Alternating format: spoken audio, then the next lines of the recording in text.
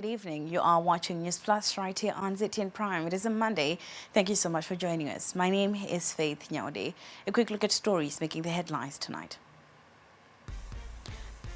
President Mnangagwa has said Zimbabwe will continue to befriend and fraternize with countries that are willing to be partners in its unstoppable march towards economic prosperity. Stay tuned to Newsplus as we give you updates on this 4-day state visit to Belarus. Schools open tomorrow for the second term of the year, and spotlight is on the heritage-based curriculum, with educators saying the sector is not yet ready for the full rollout of the curriculum. Newsplus will give you responses from education authorities to concerns raised by teachers. Our news crew visited Mbare flats to get up close with residents and have first-hand experience of the deplorable living conditions, with authorities pledging to give their properties a facelift. And in sport, we look at results from the Castle Lager Premier Soccer League matches played over the weekend. In our first report this evening, Zimbabwe will continue to befriend and fraternize with countries that are willing to be partners in its unstoppable march toward economic prosperity. This was said by President Mnangagwa on his second day in Belarus on a 4-day state visit. Today, the president visited the city of Brest, where he toured a thriving dairy company and also laid a wreath at the historical Brest Hero Fortress. He said the monument that earned the title of Hero Fortress for the courage demonstrated by Soviet soldiers when they fought against the German army in 1941 represents the history of Belarus's past, its historic resistance, and embodies bravery. The president said he is in Belarus on a reciprocal visit to a brother, Belarusian President Lukashenko, adding that he will be using the visit to strengthen ties and to seek new areas of cooperation. Our correspondent, Fugi Kwaramba, traveled with the president. President Mnangagwa this morning toured a thriving dairy company in the Belarusian town of Brest, as well as the Brest Heroes Fortress, where he laid a wreath in memory of fallen soldiers who passed away during the Second World War in defense of their motherland. The president, who was accompanied by Belarusian Deputy Prime Minister Karen Viktor Nukalovich, made a brief stop at the dairy company that has a state-of-the-art dairy plant and expressed his desire for the project to be replicated back home. Later on, the president visited the historic Brest Heroes Fortress, where he said it was important to always be conscious of the past and respect fallen heroes who paid the ultimate price in defense of their countries. Educators in Zimbabwe say the new heritage-based curriculum is facing teething problems not so long into its phased implementation.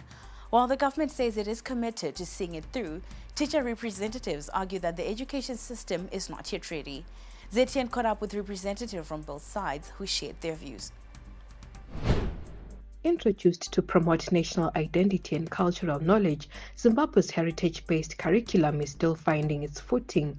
Teachers across the country are raising concerns about how the new approach is being rolled out. Zimbabwe Teachers Association Chief Executive Officer Dr. Sfiso Ndlovu said while it's a well-intentioned curriculum, the pace of implementation is ahead of the preparation. And then as we roll out the heritage-based curriculum, what are we going to be doing to fund the rollout and mobilizing partnerships that will support the rollout of this curriculum? And what workshops should we do to empower the educators to understand? With the new curriculum now active in both urban and rural schools, unions say teachers are often left to improvise. The heritage-based curriculum, where we are saying, while it is welcome, while we welcome it with all our hands, we are saying it has come at a time when the education fraternity was not prepared enough for it. So there is need by the responsible ministries to ensure that the people are taught, to ensure that the stakeholders, the major stakeholders who are the teachers, the implementers, are taken through. The Minister of Primary and Secondary Education admits that the process needs time. Some still have a little bit of challenges, but we are very hopeful that by the end of this coming term, everybody will have all hands on deck and we'll all be on the same page. But let us give it time. Remember, this curriculum is going to run up through to 2030. To ensure its implementation, Training sessions have begun in some areas, but educators say they are sporadic and not widespread enough to make an impact. So one of the issues is the pressure and the pressure dynamics within the workplaces, where particularly with the curriculum, the heritage-based curriculum, it has brought in a lot of pressure. We are seeing a lot of workloads amongst our teachers. And that coupled with low remunerations and poor salaries, poor working conditions, obviously it affects the teachers in terms of their mental health. Despite the early challenges, some schools are embracing the curriculum's emphasis on indigenous knowledge and local content. Government says the success of the new curriculum needs all stakeholder approach with teachers at the forefront. And for us to implement the heritage-based curriculum, it means the teachers should have an appreciation of digital literacy. They should also be able to do research and innovation through the establishment of computer laboratories in our schools, through innovation hubs. Where we have started building innovation hubs in primary and secondary schools. While the heritage-based curriculum is still in its early stages, it's clear that its success will depend on more than just policy. Teachers on the front line are calling for meaningful investment in training. Andile Chuma for ZTN Prime in Bulawayo. Meanwhile, the new school term is set to start tomorrow, and many boarding school students across the country returned to school today. It was a day filled with excitement and anticipation for both parents and children. Our correspondent, Selina Nyamangara, was on the ground to cover back-to-school proceedings. The new term is set to start tomorrow, and many boarding school students across the country have returned to school today. It's a day filled with excitement and anticipation for both parents and children who look forward to a fruitful term ahead. Many children are eager to dive back into their studies, embracing the opportunities that the new term will bring. For some, this return means reuniting with the friends and tackling new challenges as they strive for improved grades in both academics and extracurricular activities. And I'm expecting kuti patovharawo tiverengewo tibudewo nema 15 points because munhu vanhu vanoda kudiwa wakapasa because hamari kunetsa. Ndikuda kuti ndiende kumba ndine ma-A kuma-subjects angu ese ari 9. This time yatovhura mangwana ndakufocusa nekunyanya kuita accounts because ndiri ma-commercials, so account ndofanira kudzipasa and kushona futi inondinetsesa ndakunyanya kufocusa nayo nemaths. Ndozvandikuda ende ndauramba ndiri main focus ndoramba ndichita hardworking, ramba ndichita ramba ndakashingira nezvanenge ndichida kuita. Parents, on the other hand, are relieved to see their children back in a structured environment. Many say that preparations for the new term were fair this time around and prices were stable. However, some parents expressed concern about schools that hiked their fees, burdening them on their already tight budget. Aiwa, back to school vana vadzokera. Tachimbovagadzirira kuti vaende sezvamuri kuonawo zvezvakaoma zvazvo but taita kuti vana vadzokere kuchikoro. Toda ngotenda Mwari kuti hazvina kunge zvakaoma semakore esaya. Zvinhu zvazvichiwanika although hapo pamafees apo. But tinotenda nezviri kuitwa nezvikoro kuti at least togona kubhadharawo mbichana mwana ombonodzidza tozopedzisa ichocho chirongwa chakanaka. Tinoramba tichikurudzira da varamba vakadaro. Because pamwe pacho unoona vana kana 3-4 vari kuda kuenda. It becomes difficult kuti ubhadhare vese at the same time, but nechirongwa chiripo ichoda kutenda. However, back to school shopping is always a chaotic affair, and this term is no exception. As usual, many parents have left it until the last minute. Takachimboita last minute shopping. Yanga iri nani zvayo more than we expected, but my prices anga akakwidzwawo nema$2, $3, some of them $1. But anyway, we are ready. We are finally ready. If you are a parent, you don't have a choice. So we just got them ready. Tomorrow they are starting. Isusu izvezvi zvinhu zvakatiomera because maschools ari kutengesa mauniforms ari kudhura kuti mwana aone nzvimbo vari kuti tanga watenga uniform pachikoro. As these students embark on this new journey, it's clear that the support from home, combined with their enthusiasm for learning, will set the stage for a productive team. For ZTN Prime, I'm Selina Nyamangara in Harare. Now, government has made commitments to rehabilitate Mbare flats, among them Matapi and Matiririni, to improve residents' living conditions. Our crew visited some of the flats today to get a first-hand look into their living conditions. In the heart of the city, there's a community that's popularly known for its trade. This is the Mbare community. It's filled with fathers, mothers, and children, but it's been feeling forgotten lately because of its living conditions and the things they've had to experience. We're here today to explore what they've been going through and all the challenges that they've been facing. Every year, I renovate. I paint what I say, but zvakazongotanga kusa renovate kwa. Ndopakatanga kuitika bishire kuti kana mabathrooms edu zvakatanga kubiwa zvimabhrazo zvese zvanga zviri munomu. Zvese zvimapipe zvanga zviri munomu zvimagalvanize vanhu vakatanga kubawa chinisa scrap. So zvinozi kurarama kwada kuita ndekuti masinki medu like mblock rinori ndeme kuti one tape iyo ndiri kubuda mu A ndo yakusupply kubva mu ABC. Mbare residents often feel misunderstood and judged due to other communities' perceptions of them. Vanhu vanotozongoipisa zvese vachiona fanike ukatongoona kunze uchiona masewage kuseri unobva utona semukati macho. Indakatomboya neshamwari yangu kuno ndauya nayo ndatopinda nayo kuno ikatotaura ikatoti naye shamwari ko mukati zvamutori right saka kunze uko ndokuda kutongogadzirwa chi but chinhu munongoziva kuti chinhu chisiri chako chinonetsa kuti uchibate. We visited some of the residents to get first-hand the conditions they live in. Dzimba dzedu dzatigere dzinedzi mahosteri kunoku itori imba yese yakakwana kitchen dining via bedroom ndo conditions atigere anayo kuti toite kadivide bedroom dining kitchen apa. Family setups vary, and according to council, there are about 30,000 adults in the Mbare flats, which were originally built for bachelor accommodation, and their biggest challenge is the sewer system. Rino iri block rine dzimba 29 per floor. One imba average nenge ne 8 kana 7. Vamwe vanoshayawo mune vanhu 10 because amene na baba ne vana 3, vamwe amene na baba ne vana 2. So what you see behind me is the plumbing situation at these flats. You find that a block has 26 rooms with an average of about 5 to 6 or 7 people per family, and they all share these communal toilets and bathrooms. Toilet yatoshandisa nobunga i one chamber inoshanda. Yekuti bloku rese nevana techida kugara pachemba iyoyo tese vakadzi vakuru vese vari muno muhosteri. Varume vanoshandisa futi one toilet inoshanda mubloku rese.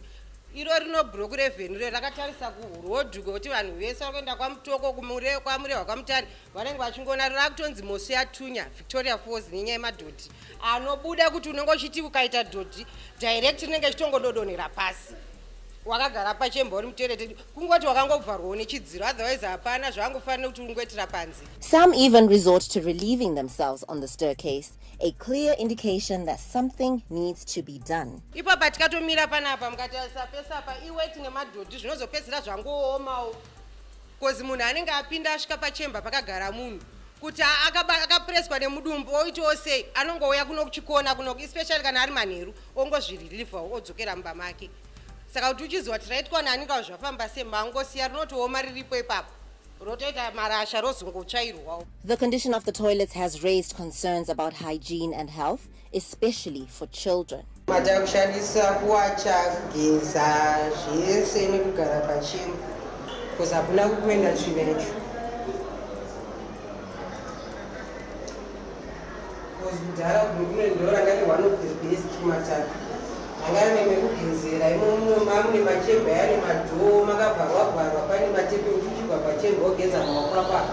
Now, a plan to rehabilitate the Mbare flats is once again on the table. Authorities have proposed a major overhaul of the creaking infrastructure, which could bring relief to residents. The plan, for instance, for Mbare is that we build apartments that are adequate to take out, say, from one block, move them into a new block, and attend to the old block. The structural integrity of those structures is okay. It's only the plastering, the painting, the electrical works, the ablutions. We have to upgrade those from singles. However, the plan has been met with skepticism from some residents. Asibude, noti ndenda kukwira bhazi kuya pabasa. Saka ina hangu mangu muri bhoko. Ngabvisa. Kutobva mutoenda kupi toendeswa kupi kwatingaendeswe zvinhu zvamunoita sei nazvo ndostakura nei vachivaka mamwe mafrats vovaka mafrats ozoti vanhu chiendai munogara kwakati. On the other hand, some residents are not entirely opposed to the idea. Totaitongotiwo dai hurumende yatitsvagirwa kana ground chairo chero kuti vambotipawo kana pekugara pakanaka toenda nemhuri dzedu tonogara vombosara hakozumuka mari tiri kubhadhara but amusha munaonaka. Discussions and plans to rebuild the Mbare flats have been ongoing for years. And without meaningful action and genuine community engagement, the Mbare flats will continue to embody the challenges of neglect, leaving residents in a state of uncertainty about their living conditions. These Mbare flats may be worn down, but the spirits that live behind these walls remain unbroken. And all they hope for are just habitable living conditions. The hope is that this is actually going to be resolved and then they can continue to live in harmony. Modanai Sansole, ZTN Prime. Newsplus will be back shortly. Stay with us. The National Social Security Authority, NSSA, will be conducting a nationwide compliance blitz from Monday 5 May to Friday 16 May 2025. During this period, NSSA compliance inspectors will carry out door-to-door inspections to ensure that all employers are complying with the provisions of the NSSA Act, Chapter 17-04. NSSA inspectors will be identifiable by their NSSA identity cards and will be using NSSA-branded vehicles. Employers and employees are urged to settle any outstanding contributions or make payments arrangements with your nearest NSSA regional offices. Submit all outstanding monthly P4 returns dating back to January 2022. Update employee records via the NSSA self-service portal www.selfservice.nasa.org.zw. If you encounter any suspicious requests or conduct during this exercise, please report them immediately to Mr. Edmund Kaseke, Miss Itai Chikweche. Be a NSSA hero. Keep your NSSA contributions up to date.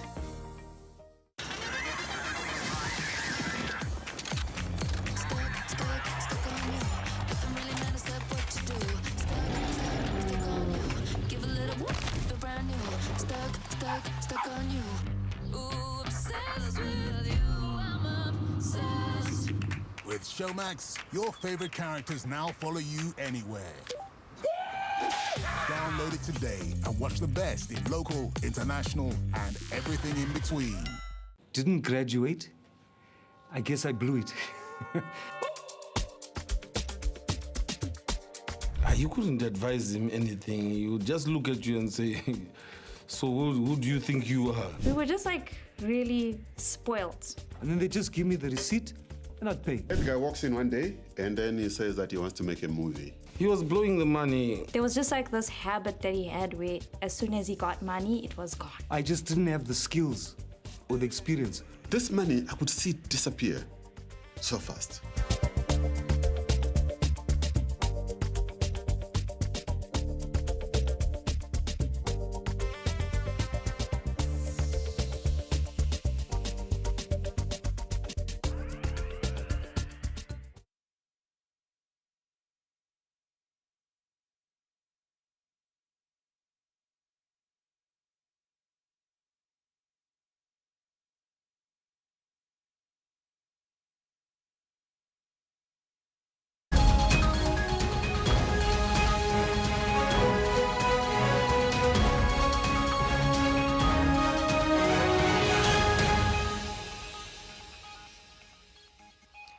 Welcome back. You are still watching Newsplus right here on ZTN Prime. Thank you so much for staying with us.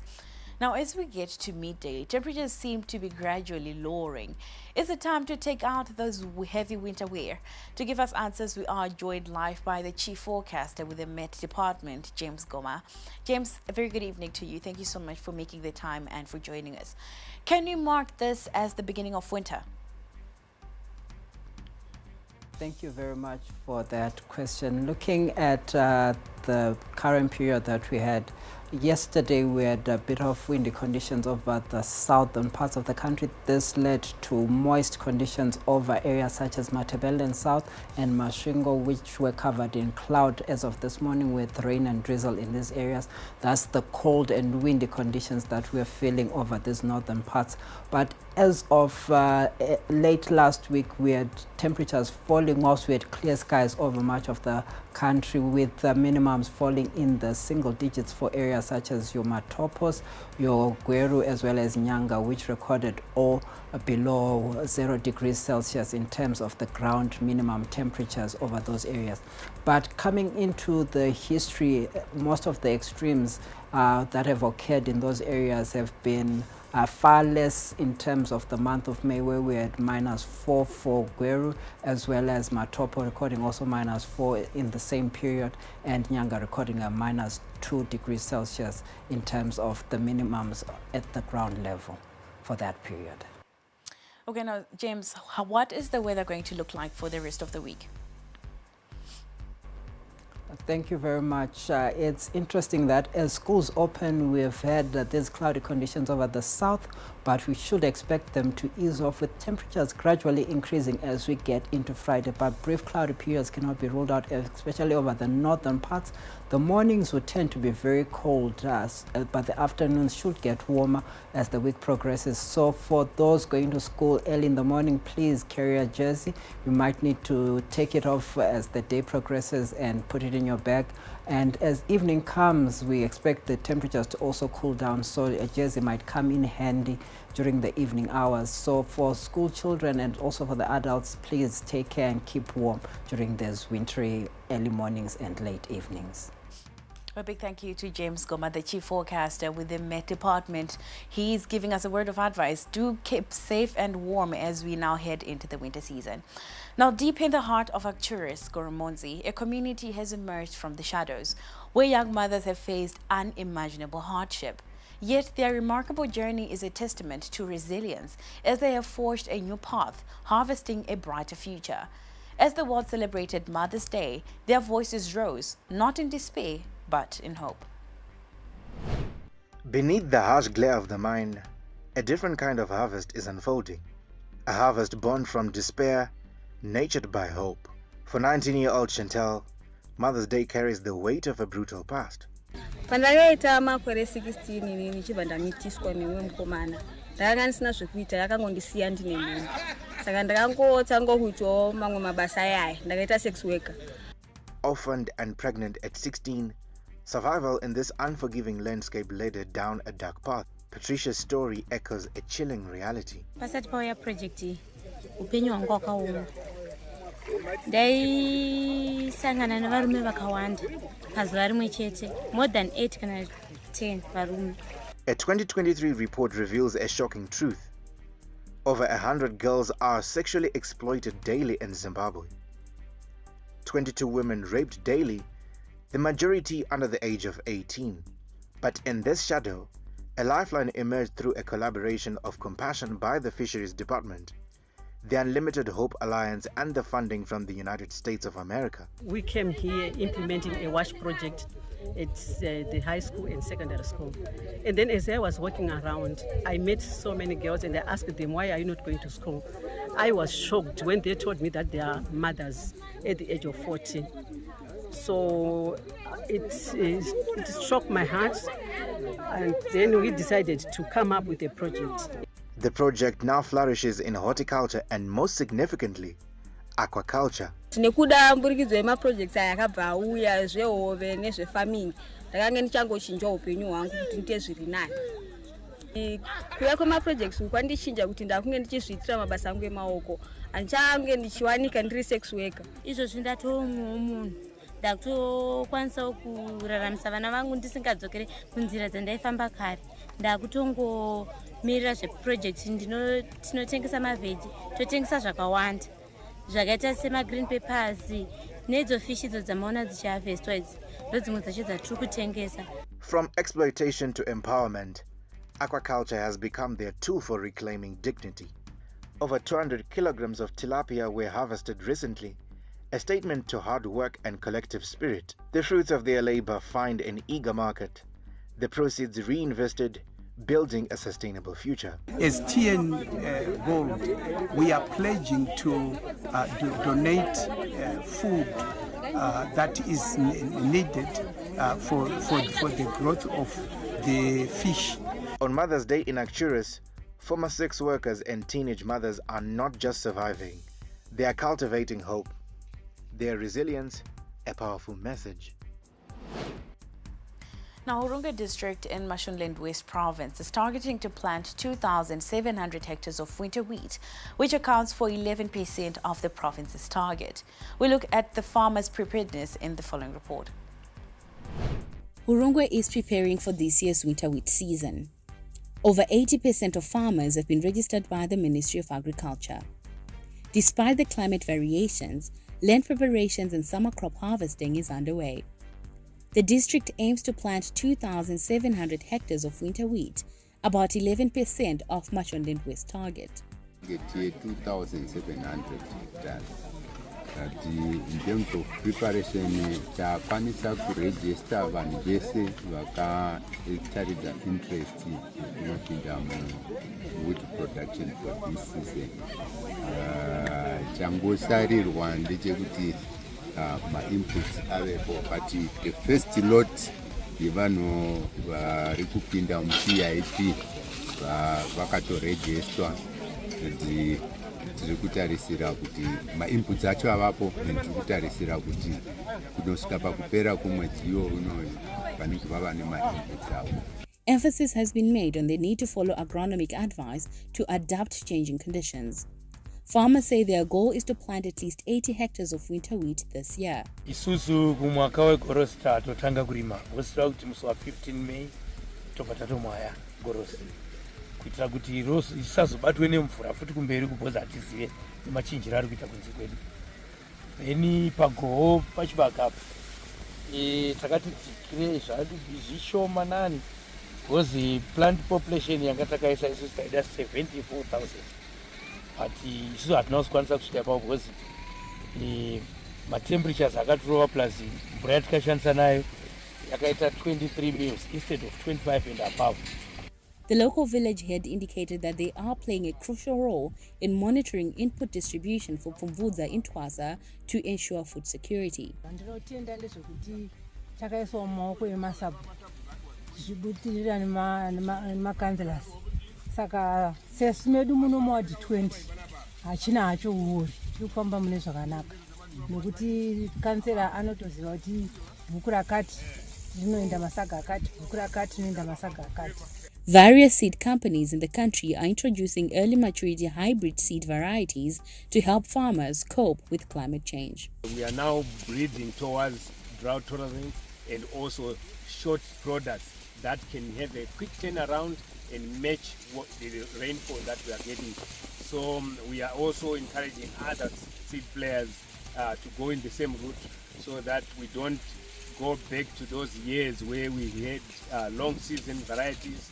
But those who have got irrigation, yes, they can do long season varieties, but for those that are small scale, we encourage them to go for short season that are drought tolerant. And the seed companies, we are breeding towards that. There are some genes that are tolerant to drought, and those are the ones that we are encouraging. We get those from the support of all the breeding worldwide companies that are there, like CIMIT, AATF, and many others that are supporting the global position in terms of beating this climate change. The country continues to explore adaptation strategies like smart agriculture and migration to mitigate the impacts of climate change. You are still watching Newsplus. Stay with us. We'll be back shortly.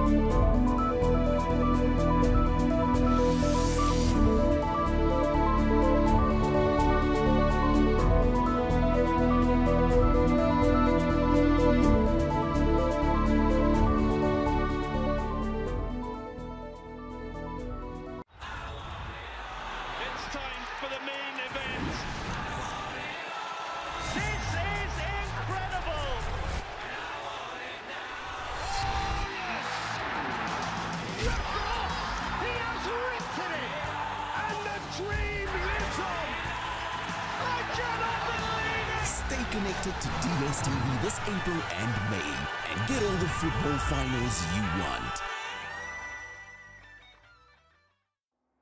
Harare.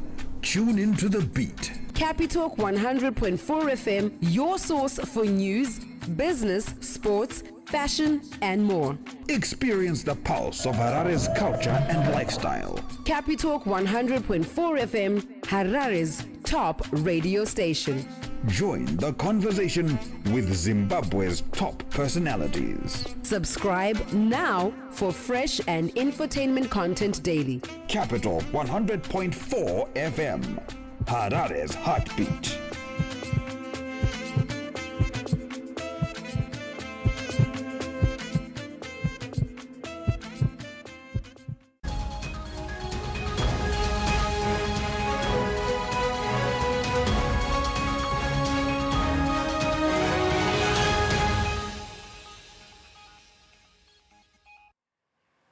Welcome back. You are still watching Newsplus. Now, the Research Council of Zimbabwe has announced plans to decentralize its operations, beginning with the establishment of an office in Bulawayo.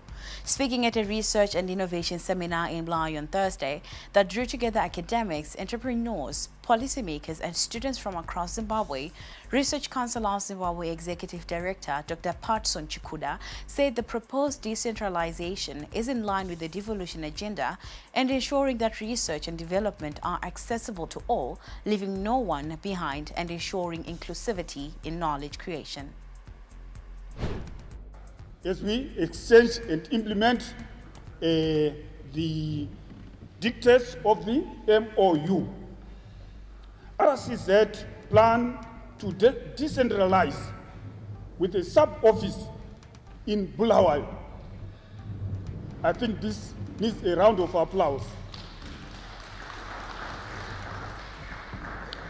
Besides being in Harare, RCZ has no other offices, but would like to decentralize, starting with Bulawayo, depending on the municipality's readiness.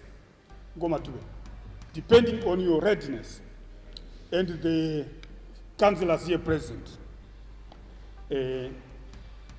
Readiness in facilitating the provision of space and or office accommodation.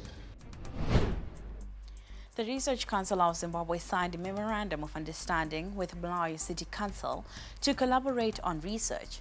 Speaking after the signing, Bulawayo Town Clerk Christopher Dube said he is looking forward to working with all researchers in bringing about sustainable and innovative solutions to challenges that are being faced in the country. Today, RCZ has decided to decentralize and to come to Bulawayo, and we really appreciate that because we always like to be the first. And in any case, your coming here, it's a milestone. The Institute of African Knowledge has extended a heartfelt message of congratulations to the Russian Federation and its President Vladimir Putin on the country's 80th Victory Day anniversary, highlighting the enduring bonds of solidarity between Russia and Africa. INSTAC Chief Executive Officer Kwame Mzawazi saluted the courage and sacrifice of the Russian people during the Second World War and recognized Russia's pivotal role in supporting African liberation movements in the 20th century. From the majestic steppes of Russia to the vibrant savannas of Africa, our cultures may differ, but our hearts beat as one. Today we gather to celebrate the unbreakable bond between our nations, a friendship forged in mutual respect and trust.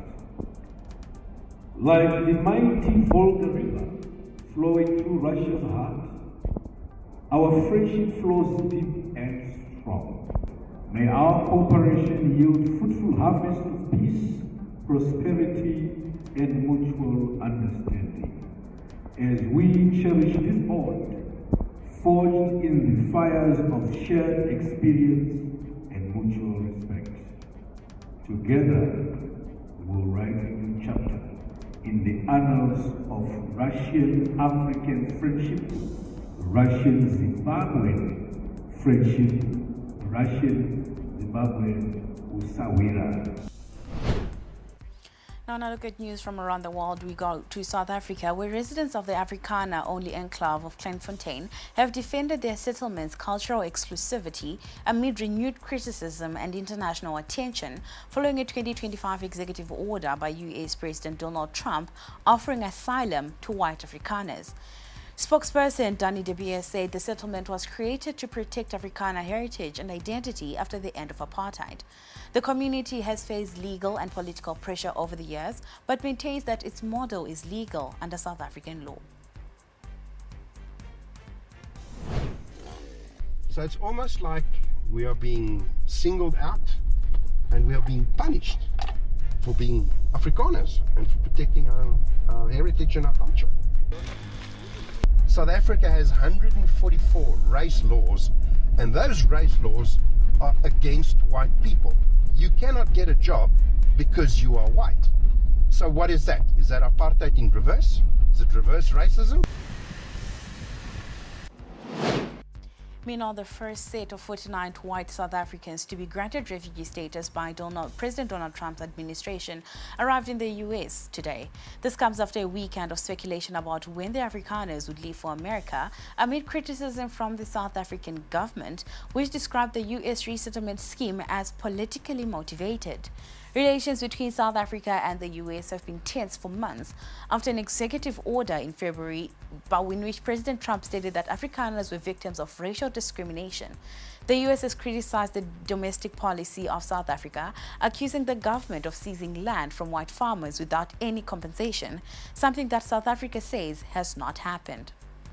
In Ghana, Ghanaians have reacted to the election of the first North American pontiff and shared their hopes and expectations of their new spiritual leader, Pope Leo XIV. Pope Leo XIV was elected last Thursday on the second day of the conclave after 2 votes which saw no candidate selected. Local Christians expressed some regret that the new pontiff was not an African, yet placed their faith in God for having chosen the right man to lead his church. The election of Leo XIV has been welcomed with hope by many who expect his leadership to continue the legacy of Pope Francis, focusing on closeness to marginalized communities and promoting unity in the Catholic Church. La pace sia con tutti voi.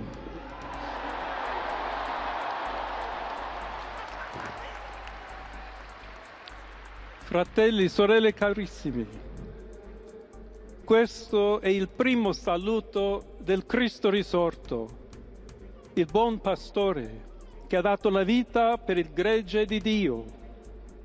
Siamo insieme per questa nuova missione, però per tutta la Chiesa, per la pace nel mondo, e chiediamo questa grazia speciale di Maria, nostra Madre. Ave Maria, piena di grazia, il Signore è con te. Tu sei benedetta fra le donne e benedetto è il frutto del tuo seno, Gesù. Santa Maria, Madre di Dio, prega per noi peccatori, adesso e nell'ora della nostra morte. Amen.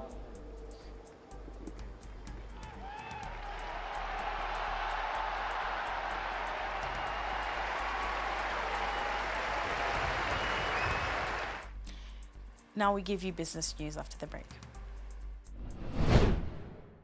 In a land where traditions run deep, where the soil holds the secrets of generations, and where dreams are sown alongside seeds, a new generation emerges.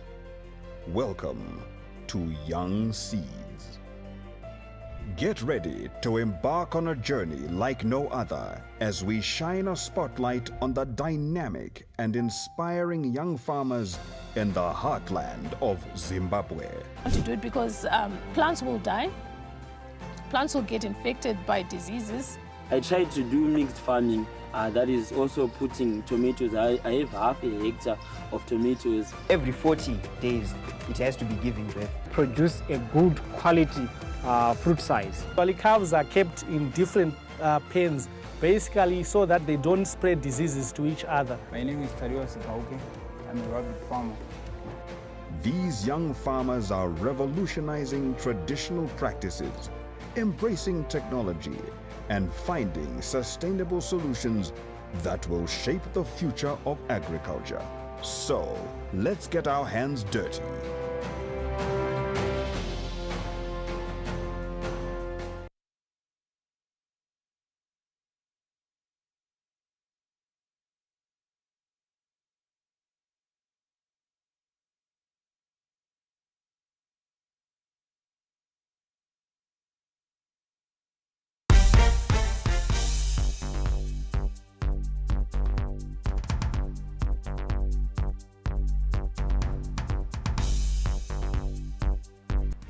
In a look at business news tonight, Zimbabwe has a growing population of educated, tech-savvy youth with brilliant ideas but no capital.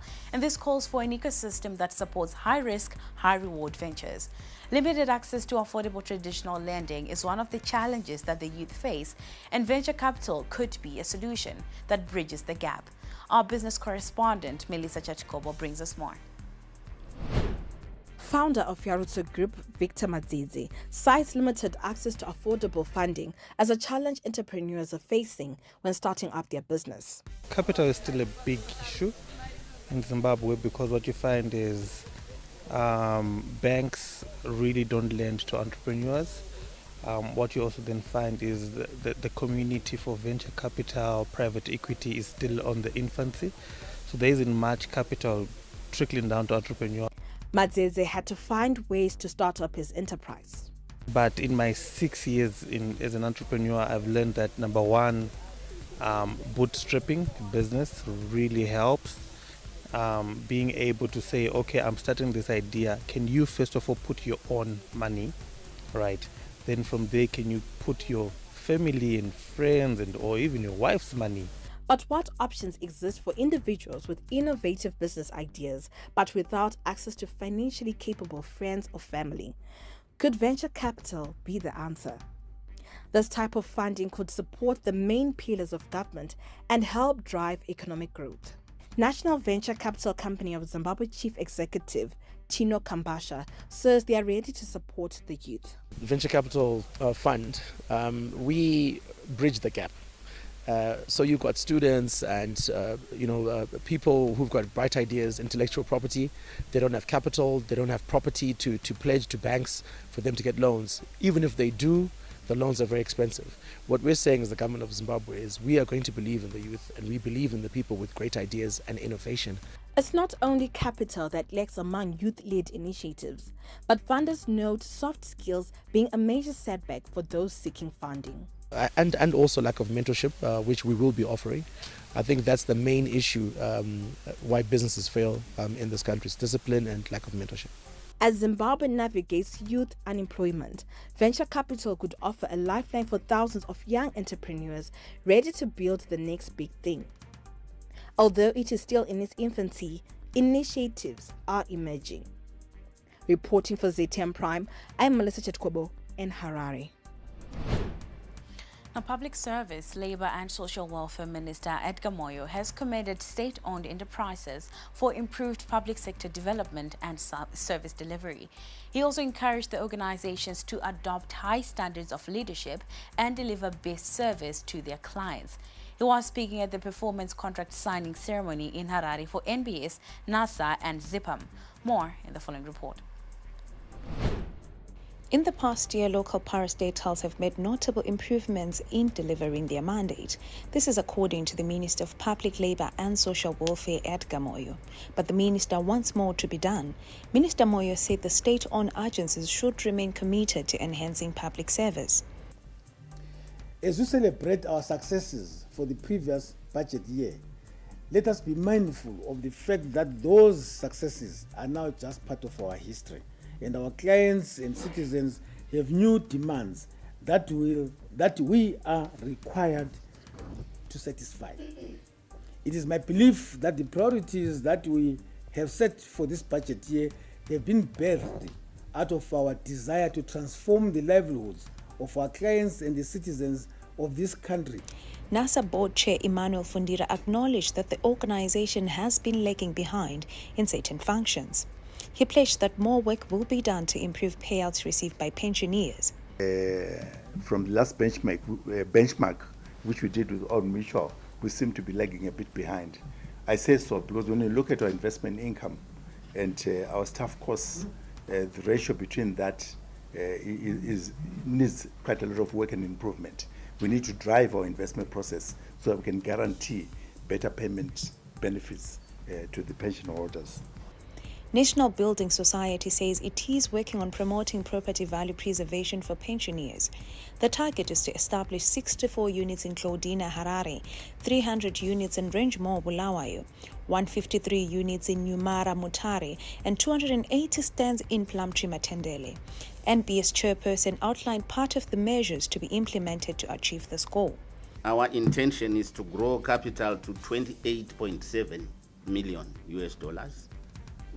and achieve a balance sheet size of $130.3 million. This is in addition to a value preservation to protect pensioners and depositors' funds. For the Zimbabwe Institute of Public Administration and Management, it is a different story. The parastatal says it is facing financial challenges which have seen them struggling to pay salaries and sinking in debt. ZIPAM Board Chair Noah Matimba asked government to intervene. ZIPAM, as of today, is struggling to pay salaries, despite the fact that government owes ZIPAM $17 million ZW. And we do appeal through your office. I know the PS is fully aware of this, that we get funded so we can be able to pay. We really wouldn't want to go back to where we were in 2015, 2016. These parastatals might have signed new contracts today, however their objectives remain the same. As the minister said, the contracts are not merely documents, but they symbolize dedication to duty and will be used to measure performances. For ZTM Prime, I am Sitachi Siwekwaza. And now we give you some entertainment news.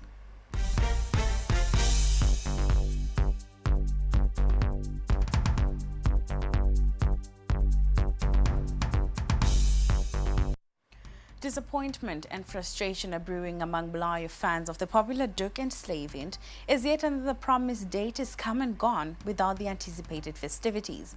Originally slated for the 27th of April at the Zimbabwe International Trade Fair grounds, ZITF grounds, the Bulawayo edition was postponed due to ZITF activities. Organizers then hinted at a follow-up event the following weekend and promised that, much to fans' dismay, was not fulfilled.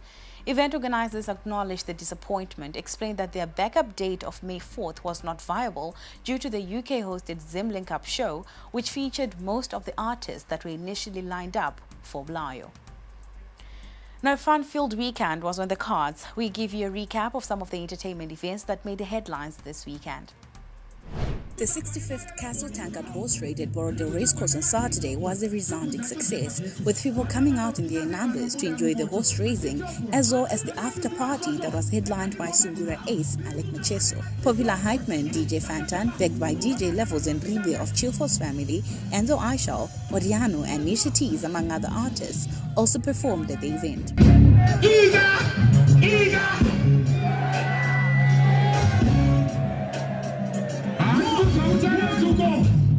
South African rapper Nasty C was in Harare this weekend for a free show at Longchamp Plaza. The free concert, dubbed Road to Ivyson Tour, was part of Nasty C's broader African tour.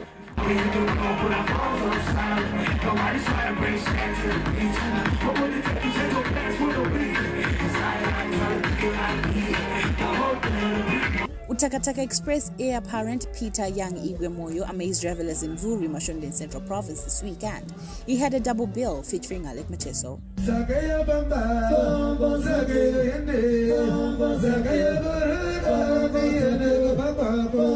Reggae lovers in Harare converged at Sherwood Golf Club for an explosive reggae festival. Dubbed the Reggae Brunch Festival, it featured some of the household names in Zimbabwe, including Selo Culture, Manex Motsi, Merciless, Dino Mudondo, Satisfaction, and Trinity Band, among others. The event was also a celebration of the life of reggae icon Bob Marley, who died on the 11th of May, 1981.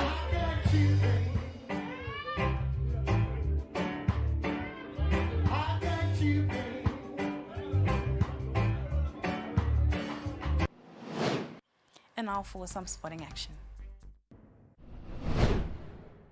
Catch exclusive interviews every weekday for candid, exciting and thought-provoking conversations with your host, Erika Ndoro. We talk about arts, we can talk about sports, we can even talk about politics, and sometimes we venture into a nice guitaristic play.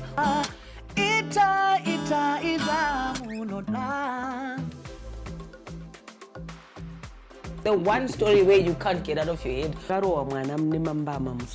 Wakatarisa munhu so Erika like where you are sitting. Nozongokona bata face so pasina munhu. Wakasiya music yako yo afro chakuti ndo music manje no yeMzimbabwe. And I'm sure they're still saying the same thing now. Yeah, so Shona kana kuti Chindevere kana mumwe mutauri muno muZimbabwe ndiwe iwewe. Ndiwo rupawo rwako. Ndicho chidadiso chako. Catch me, Erika Ndoro, right here on ZTN Prime every single Monday at 7 p.m. whilst we get exclusive.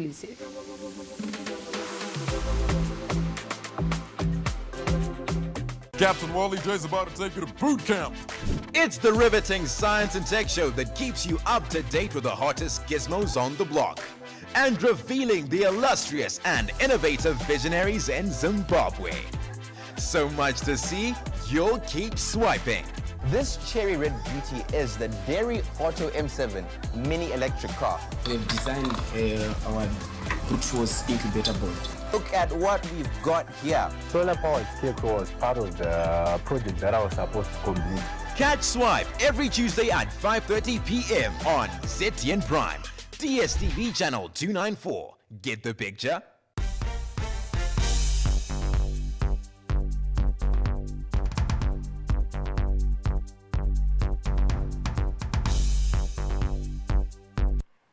In our look at sport this evening, we start off with some football, with Michael Tapera having scored a brace for Scotland as they beat Zimbabwe 2-0 at Rufaro on Sunday.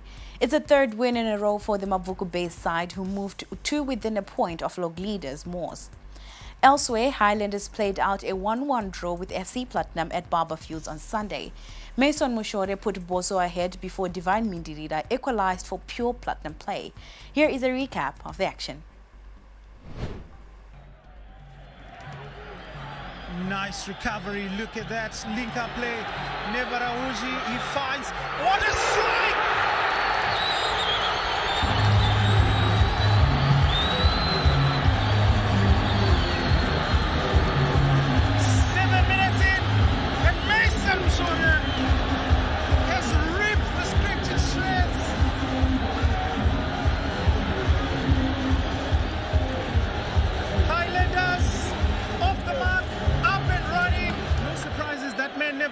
Was involved yet again.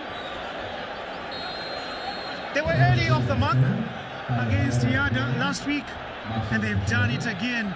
Celebrations all around. This is not how FC Platinum would have wanted to start the match, but certainly this ignites new life and a second wind into the game.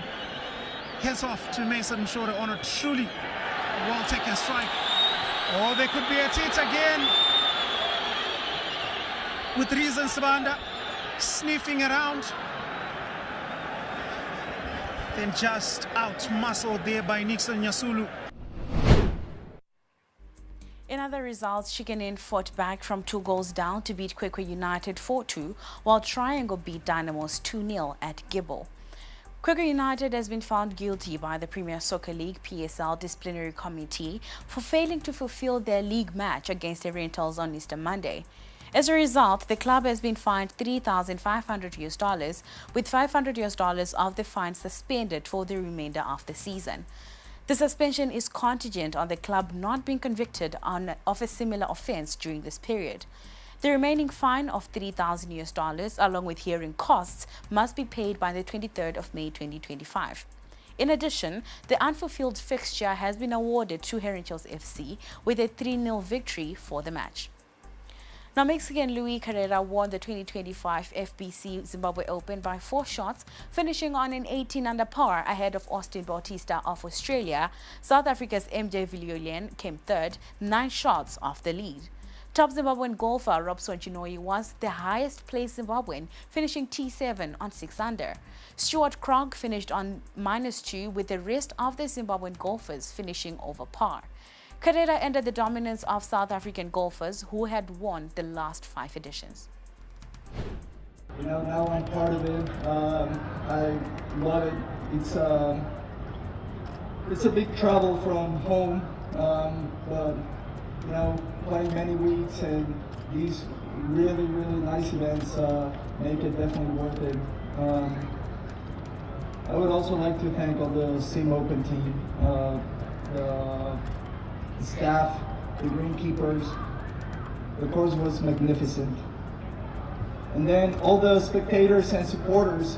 I think that was the best. I appreciate everyone who supported me, and they were loud on the golf course, and every time I made a putt or a birdie or a nice tee shot, that was great. It makes me want to be Zimbabwean now. I love all the great attitude from the whole crowd, and especially how loud they were. It was amazing. In cricket, the Zimbabwe senior national cricket team arrived in England on Saturday ahead of their historic T20 one-off test against the hosts at Trent Bridge in Nottingham later on this month. The Chevrons last toured England in 2003, and Test captain Craig Irvine shared his excitement at the opportunity to take on England in their own backyard. No, we're very excited. I mean, obviously, it's been a long time since we toured England, so the guys are really excited. Obviously, fairly long trip, quick turnaround after Bangladesh, but we're here in the UK, bright sunny day. Couldn't ask for a better weather day, I think, for our arrival, and the guys are obviously going to be really excited to get going and get into this tour.